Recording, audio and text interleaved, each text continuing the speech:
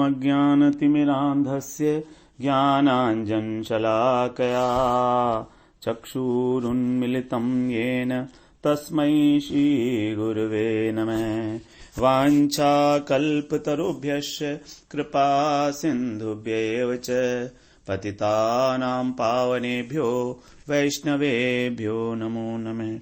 नमो महावदन्याय कृष्णप्रेम प्रदायते कृष्णाय कृष्णचैतन्य नाम्ने गौरत्विषे नमः। हे कृष्ण करुणा सिंधो दीनबंधो जगत्पते गोपेश गोपिका कांत राधा कांत नमोस्तुते। तप्त कांचन गौरांगी राधे वृंदावनेश्वरी वृषभानुसुते देवी प्रणमामि हरिप्रिये। वृंदायै तुलसीदेव्यै प्रियायै केशवस्य च कृष्णभक्तिपदे देवी सत्यवत्यै नमो नमः। श्री कृष्ण चैतन्य प्रभो नित्यानंद श्री अद्वैत गदाधर शिवसदि गौरभक्तवृंद। हरे कृष्ण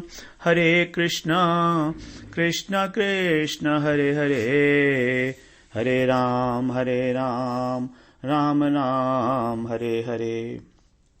हरे कृष्णा। सर्वप्रथम मैं अपने गुरुपाद पद्म ओम विष्णुपाद अष्टोत्तर शत श्री श्रीमद् भक्ति वेदांत माधव गोस्वामी महाराज के चरण कमलों में अनंत कोटि दंडवत प्रणाम ज्ञापन करता हूँ। हम लोग श्रीमद् भगवद गीता के चौथे अध्याय का सार श्रवण कर रहे थे। तो उसमें भगवान ने 11वें श्लोक में बताया था, ये यथा माम प्रपद्यन्ते तांस्थैव भजाम्यहम्, कि जो मेरा जिस प्रकार से भजन करता है उसको उसी प्रकार का फल, उसके अनुरूप ही उसको फल प्रदान होता है, उसी के अनुरूप मैं उसको फल प्रदान करता हूं। तो ये बहुत जनरल सी बात है।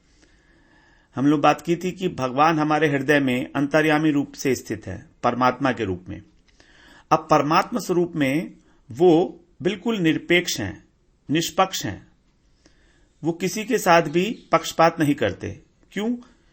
क्योंकि परमात्मा जो हैं वो एक जज की भांति हैं। जो जैसा करेगा वो वैसा भरेगा। जैसे हमारे कर्म होंगे तो कर्म फल प्रदाता है परमात्मा, हमारे कर्म के अनुरूप जो हमारे हृदय में स्थित हैं परमात्मा रूप से, उसे उतना ही फल देंगे जितना उसने कर्म किया है। लेकिन भगवान का एक स्पेशल गुण हमने बात की थी, वो है भक्त वात्सल्य। भगवान हमेशा अपने भक्तों के स्नेह अपने भक्तों के प्रति वो हमेशा प्रेम करते हैं। वो पक्षपाती नहीं है। भगवान को हम पक्षपाती नहीं कह सकते क्योंकि उन्हीं की ही प्रतीति है परमात्मा। तो परमात्मा समदर्शी हैं। भगवान ने 9वें अध्याय में 29वें श्लोक में बताया है, परमात्मा का अपना स्वरूप भी बताया और भगवान का भी बताया। पहली लाइन में बताया उन्हें, समोहम सर्वभूतेषु न मे द्वेष्यो अस्ति न प्रियः, कि मैं सभी भूतों में, सभी प्राणियों के लिए सम हूं। भगवान में एक गुण है समता का गुण, कि वो पक्षपाती नहीं है किसी के भी। न मे द्वेष्यो अस्ति, मेरा कोई द्वेषी भी नहीं है, मैं किसी से द्वेष नहीं करता, और मेरा कोई प्रिय भी नहीं है। ये हुई परमात्मा की बात। जो भगवान का हम लोगों ने श्रवण किया था, द्वितीय प्रतीति है। पहली प्रतीति भगवान की ब्रह्म, फिर परमात्मा और फिर भगवान। तो समग्र प्रतीति जो है वो भगवान ही है, समग्र रूप में भगवान के रूप में ही है। लेकिन भगवान की एक आंशिक प्रतीति है परमात्मा, जिसके अंदर दो वस्तु बताई थी, सत और चित। अर्थात सत्ता है, आकार है परमात्मा का, और उनका ज्ञान है। यही जो परमात्मा का स्वरूप है वैकुंठ धाम में, जिनको हम नारायण कहते हैं। नारायण वैकुंठ धाम में जो स्वरूप है भगवान का, उसी को हम लोग बोलते हैं कि ये परमात्मा है। तो सभी भूतों में समभाव से व्यापक हूं, मेरा कोई अप्रिय नहीं है। 29वां श्लोक है ये 9वें अध्याय का। फिर अगली लाइन में ही भगवान का अपना स्वरूप बता रहे हैं वो, ये भजन्ति तु माम भक्त्या मयि ते तेषु चाप्यहम्। ये भजन्ति तु माम भक्त्या, जो मुझे प्रेम पूर्वक भजन करते हैं वे मुझ में हैं और मैं उनमें हूं। अर्थात वे मेरे हृदय के अंदर हैं, मतलब मुझे बहुत प्रेम है उनसे। वे मेरे हृदय के अंदर हैं, क्योंकि हृदय में वही होता है जो हमको प्रेम करता है, जिससे हम प्रेम करते हैं। तो जो भक्त हैं उनके हृदय में भगवान प्रत्यक्ष रूप से विराजमान है। यही है उनकी बात, स्पेशलिटी, कि वो उनमें आसक्त है। उनके साथ वो समदर्शी नहीं है, फिर उनके साथ वे पक्षपाती हो जाएंगे। जैसे एक जज होता है, वो कोर्ट के अंदर तो निष्पक्ष होता है, कोर्ट के अंदर निष्पक्ष होता है। अगर उसका बेटा भी कोई अपराध करेगा तो कोर्ट में वो उसको ऑर्डर दे देगा, जो भी उसने अपराध किया होगा उसके अकॉर्डिंगली। लेकिन जब वही जज घर आएगा तो पिता बन जाएगा, और फिर वो एज ए पिता, एज ए अपने फादर की ड्यूटी पूरी करेगा, अपने बेटे को बचाने की कोशिश करेगा। तो इस प्रकार से भगवान के 2-3 रूप हैं, उनमें से परमात्मा रूप और भगवान रूप यहां पर बताया। अब जब प्रश्न क्या है, जब भगवान का जो भजन करते हैं भक्त, तो उनके इतने अनुकूल हैं भगवान कि उनको सब कुछ प्रदान कर सकते हैं, हमेशा उनके कल्याण के लिए सोचते हैं, सुहृद हैं, तो भी मनुष्य उनको छोड़कर अन्य देवी देवताओं की उपासना क्यों करते हैं? हम देखते हैं कि भगवान को छोड़ देते हैं और फिर अन्य देवी देवताओं की उपासना कर रहे हैं। फिर क्यों करते हैं, क्या कारण उसका? तो भगवान 12वें श्लोक में बता रहे हैं कि जो लोग इस संसार में, 4थे अध्याय के 12वें श्लोक में, जो लोग इस संसार में आसक्त हैं अत्यधिक, जिनकी आसक्ति संसार में है, जिनकी आसक्ति भगवान में नहीं है, वे क्या करते हैं? वे अपने कर्मों के द्वारा बहुत शीघ्र ही फल प्राप्त करने चाहते हैं अपनी मर्जी के अनुसार। जो लोग संसार में आसक्त हैं उनकी क्या इच्छा है कि हमको फल मिले, शीघ्र मिले, और वही मिले जो हम चाहते हैं। और उनको भगवान से अधिक अपने कर्मों के बल पर भरोसा है, इसीलिए वे अन्य देवी देवताओं की उपासना करते हैं। क्योंकि अन्य देवी देवताओं की उपासना करने पर उनको उनकी इच्छा के अनुकूल फल मिलेगा, जबकि भगवान कभी भी इच्छा के अनुकूल फल नहीं देंगे।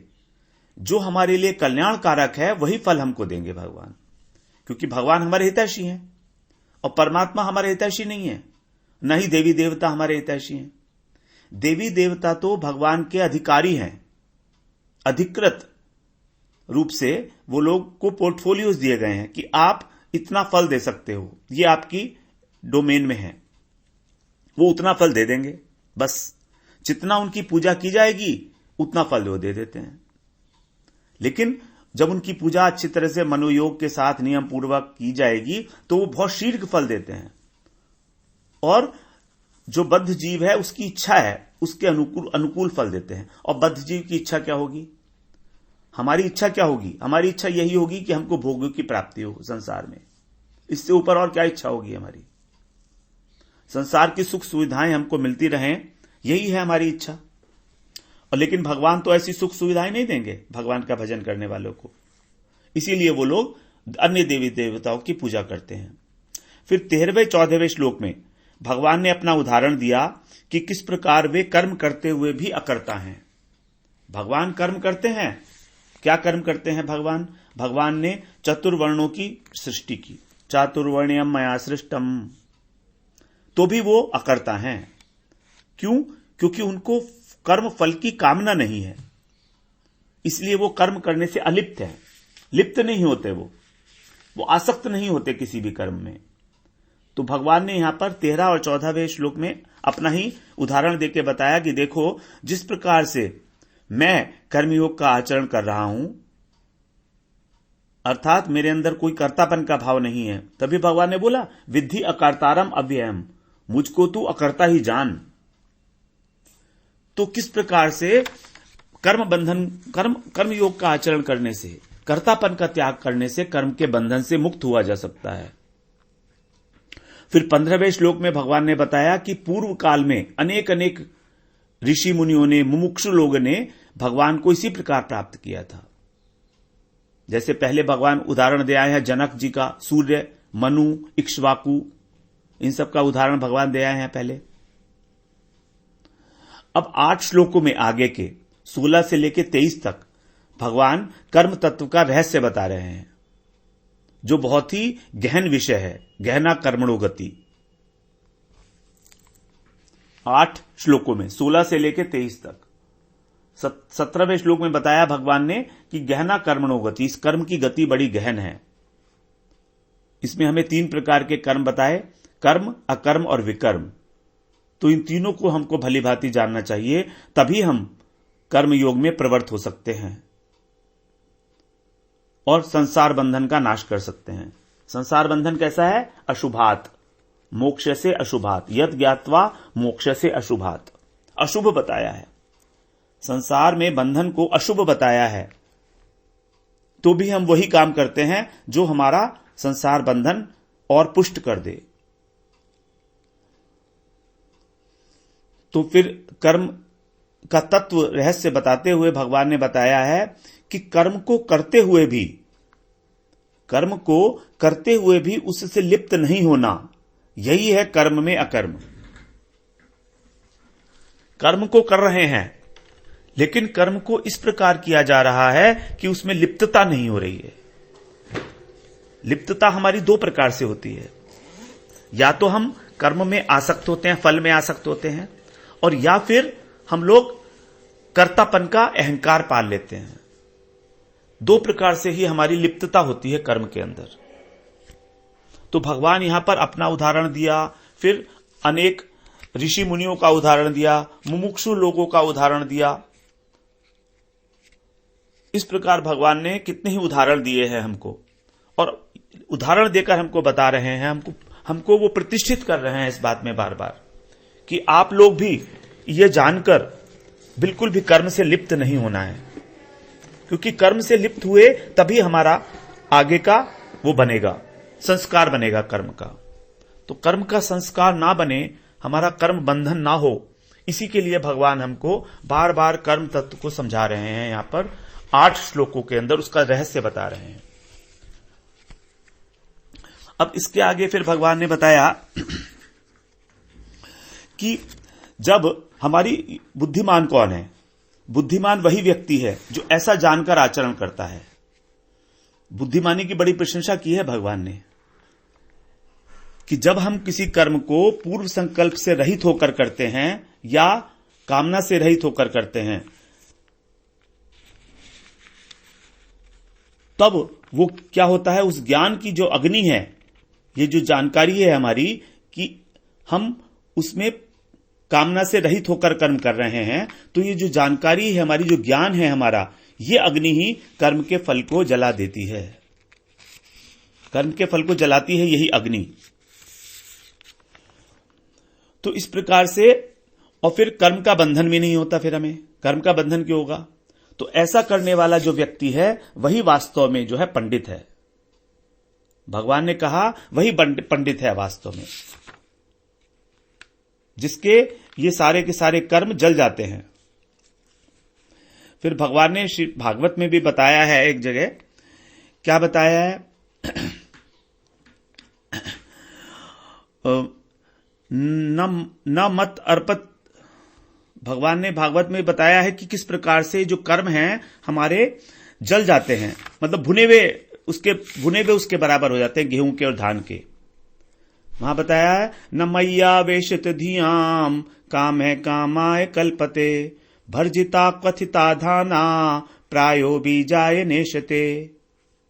10वें स्कंद में बताने भगवान ने 22वें अध्याय के 26वें श्लोक में, न मैया वेशित धियाम, जो धिया मतलब जो बुद्धि मुझ में आवेशित है, जो बुद्धि मुझ में आवेशित है, वो कामे कामाय कल्पते, उसका जो कामनाएं हैं वो कभी भी बंधन का हेतु नहीं बनते। न कल्पते, उसका कर्म फल नहीं बनता। क्यों? क्योंकि जो उसका कर्म फल है, भर्जिता क्वथिता धाना, भर्जिता माने भूनना, क्वथिता माने उबालना। जिस प्रकार से कि धान होती है या गेहूं है या चना है, उसको अगर उबाल लिया जाए या उसको भून लिया जाए, प्रायो बीजाय नेशते, तो उसका जो बीज है वो नष्ट हो जाता है, वो दोबारा से अंकुरित नहीं हो सकता। तो इस प्रकार से भगवान बता रहे हैं कि अगर भगवान के अंदर आवेशित है, क्योंकि जब हम कर्म फल को भगवान के अंदर समर्पित कर रहे हैं तो हमारा आवेश कहां है? भगवान में है। तो अगर भगवान में आवेश हो गया हमारा किसी भी प्रकार से, अर्थात जो हमारा कर्म है और जो हमें कर्म फल मिल रहा है उसको हमने भगवान के साथ जोड़ दिया, तो फिर हमारी बुद्धि आवेशित हो गई कि अब यह फल भगवान को अर्पित करना है। तो आवेशित होने के कारण हमारा जो कर्म बंधन है वो नहीं होगा। क्यों? क्योंकि उसका जो संस्कार है वो उस बीज की भांति हो जाएगा जो भून दिया गया है या उबाल दिया गया है प्रेशर कुकर में। जैसे हमने उबाल दिया सीटी देके, उसके बाद क्या हम बो सकते हैं उसको, बीज को? वो फिर अंकुरित ही नहीं होगा। तो यहां पर दिया ज्ञान की अग्नि कर्म के फल को जला देती है, और भागवत में बताया था किस प्रकार से वो भुना हुआ बीज हो जाता है।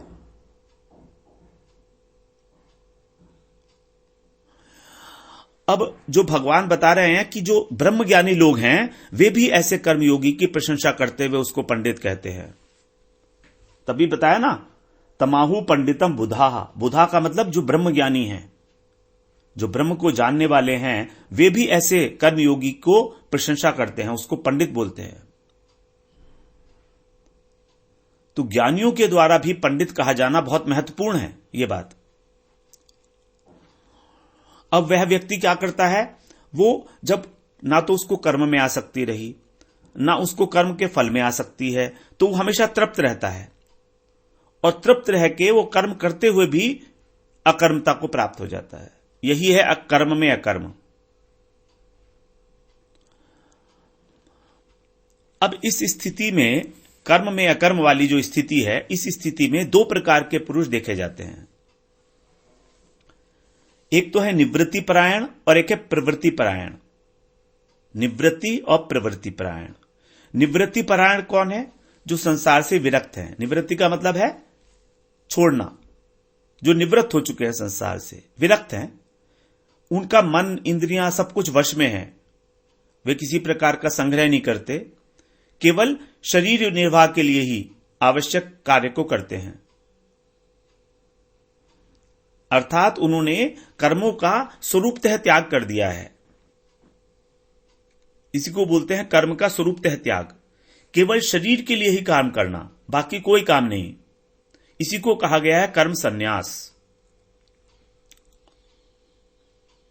जिनकी इंद्रियां वश में हैं, जो किसी प्रकार का संग्रह नहीं करते और केवल शरीर निर्वाह के लिए कार्य करते हैं, उनका माना जाएगा कि कर्मों का उन्होंने स्वरूपतः त्याग कर दिया है। अन्य कोई कर्म नहीं करते वो, कोई सामाजिक कर्म, कोई वर्णाश्रम धर्म के अनुसार किसी प्रकार का कर्म, कोई ऑब्लिगेशन नहीं है उनके ऊपर। इसी को बोलते हैं कर्म संन्यास। तो ये कर्म सन्यासी भी कर्म से नहीं बंधता है। तो 21वें श्लोक में भगवान ने पहली बार कर्म सन्यास का नाम नहीं लिया, लेकिन इसके लक्षणों का वर्णन कर दिया। बहुत इंपॉर्टेंट है यह श्लोक 21वां, क्योंकि इसी 21वें श्लोक से ही 5वें अध्याय का जन्म हुआ। भगवान ने यहां पर कर्म सन्यासी शब्द इस्तेमाल नहीं किया, लेकिन लक्षण तो वही बताए ना, कि वो केवल शरीर के लिए काम करता है, ना कोई परिग्रह करता है, उसकी इंद्रियां वगैरह सब वश में हैं। तो यही कारण था कि अर्जुन के मन में संदेह हो गया कि क्या कर्म योग से कर्म संन्यास श्रेष्ठ है। तभी उन्होंने 5वें अध्याय के आरंभ में एक प्रश्न पूछा, ये वाला। दूसरी प्रकार के लोग हैं जो प्रवृत्ति परायण हैं, जो कर्म योगी हैं। तो दो चीजें हुई, कर्म में अकर्म दो लोगों को प्राप्त होगा। एक तो कर्म संन्यास जो ले लेंगे, और कर्म योगी। कर्म संन्यास है निवृत्ति परायण, और कर्म योगी है प्रवृत्ति परायण। निवृत्ति परायण साधक बहुत ही कम देखने में आते हैं, बहुत कम होते हैं, जिनको संसार से शुरू से ही विरक्ति होती है, जन्म से ही। तो कर्म योग जो है प्रवृत्ति परायण साधकों के लिए है। और 22वें और 23वें श्लोक में भगवान ने इनके लक्षण बताए हैं। क्या है इनके लक्षण? बता रहे हैं, प्रत्येक परिस्थिति में संतुष्ट रहते हैं, ईर्ष्या का अभाव, हर्ष शोक सुख दुख, सफलता असफलता इस प्रकार के जितने भी द्वंद्व हैं उसमें समता का भाव, संसार के व्यक्तियों में आसक्ति और ममता रहित, देहाभिमान से रहित, निरंतर भगवान के ज्ञान में अवस्थित रहने वाले कर्मयोगी, ये इस प्रकार के जो लक्षण हैं कर्मयोगी के, इनके सारे कर्म भलीभांति विलीन हो जाते हैं, अर्थात अकर्म बन जाते हैं, अर्थात फल देने के योग्य नहीं होते, और फल देने के योग्य नहीं होने के कारण इनका संसार बंधन नष्ट हो जाता है। अब यहीं पर ही भगवान ने इसको यज्ञ की संज्ञा दी।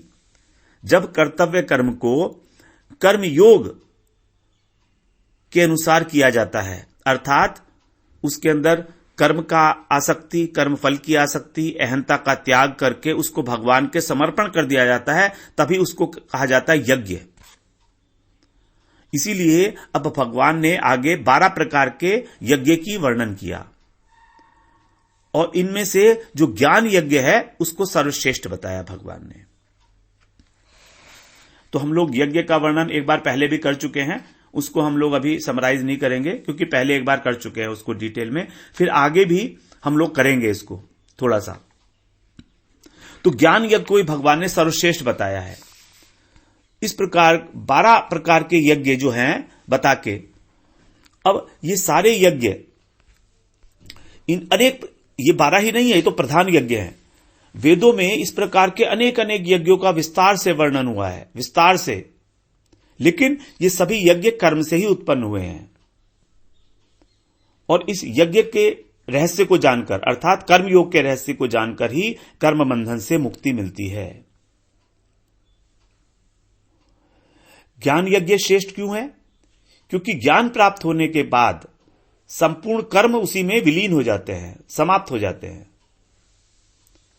अब यहां पर भगवान आगे फिर कर्म तत्व ज्ञान को जानने की विधि बता रहे हैं। हम लोग पहले भी इसके बारे में श्रवण कराए हैं 34वें श्लोक से, कि उसके जानने के लिए हमको महापुरुष की शरण में जाना होगा, जिनको ब्रह्म की अनुभूति हो और जो शास्त्रों में पारंगत हों।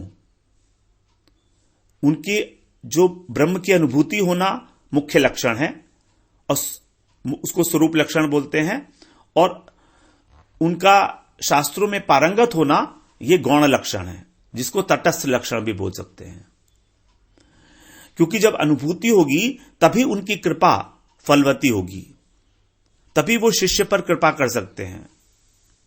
और अगर शास्त्र में पारंगत हैं, शास्त्रों के जानकार हैं अच्छी भली भांति, तभी शिष्य के प्रश्नों का शास्त्र सम्मत उत्तर देंगे। क्योंकि अगर उत्तर नहीं दे पाए उसका, तो उसकी श्रद्धा जो है हिल जाएगी, क्योंकि कोमल श्रद्धा है ना उसकी।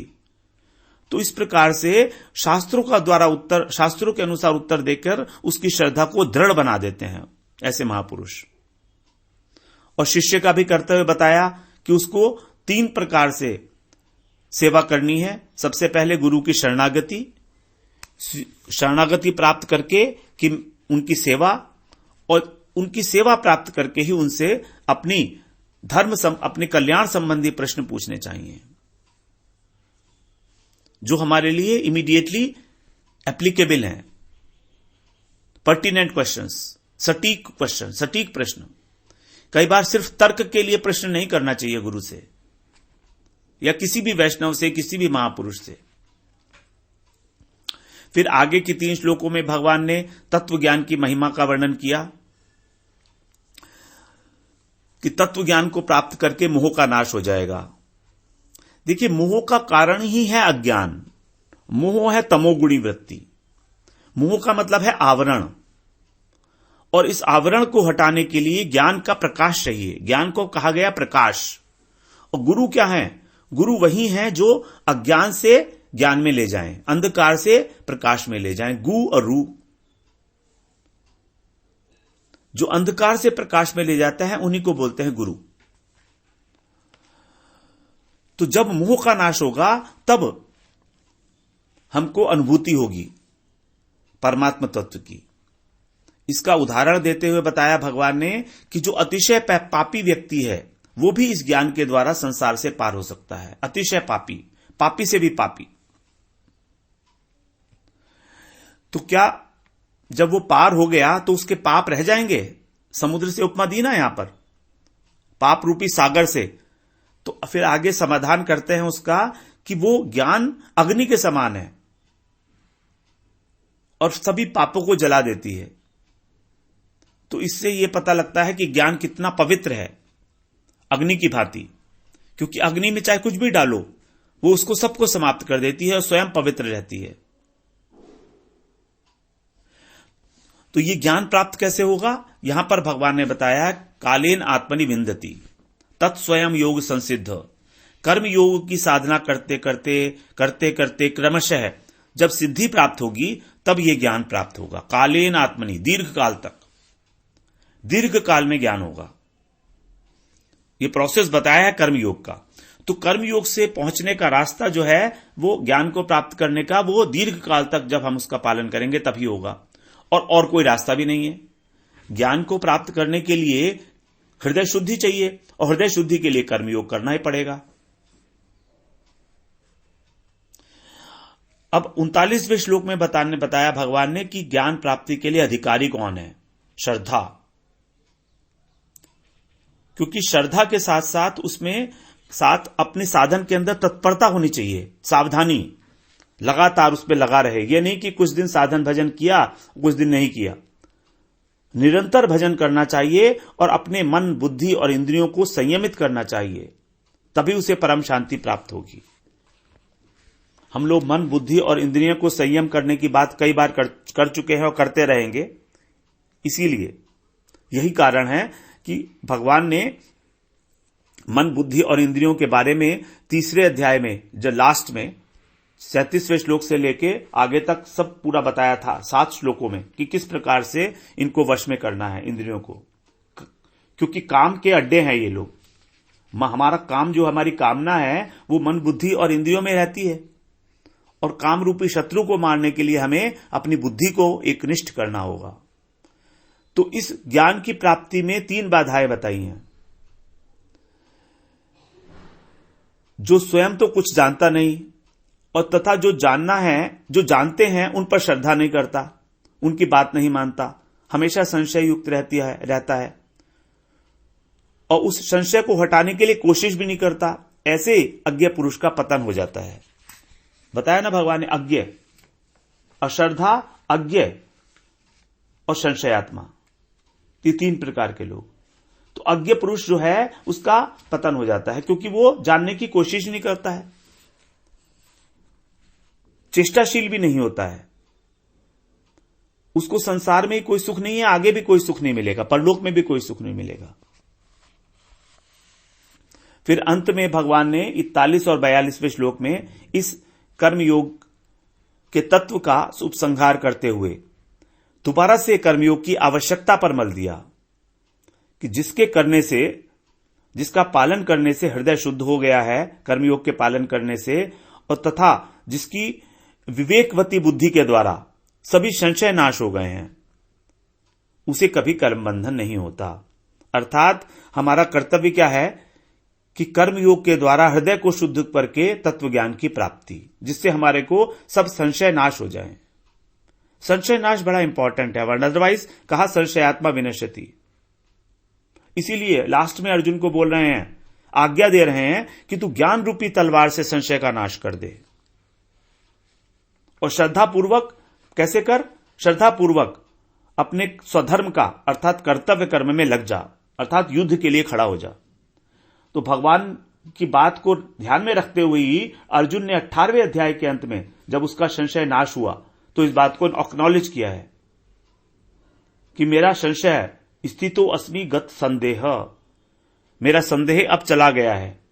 18वें अध्याय के 73वें श्लोक में भगवान अर्जुन ने यह बात मानी है कि अब मेरा संशय नाश हो गया है और मैं अपने स्वरूप में स्थित हो गया हूं। तो इस प्रकार से भगवान ने 4थे अध्याय में भी अर्जुन को आज्ञा इस प्रकार से दी कि तुम कर्मयोग में लग जाओ, यही तुम्हारे लिए कल्याणकारी रास्ता है। अब 5वें अध्याय का हम लोग श्रवण करेंगे, लेकिन 5वें अध्याय से पहले हम लोग जो 3रे और 4थे अध्याय से रिलेटेड कुछ प्रैक्टिकल गाइडलाइंस हैं कर्मयोग से संबंधित और तत्व ज्ञान से संबंधित, हम उसको एक बार रिवीजन करेंगे कि हम लोग उसमें कहां पर उतरते हैं, कैसे हम उसमें आगे बढ़ सकते हैं, जो प्रैक्टिकल बातें हैं। वांछा कल्पतरुभ्यश्च कृपा सिंधुभ्य एव च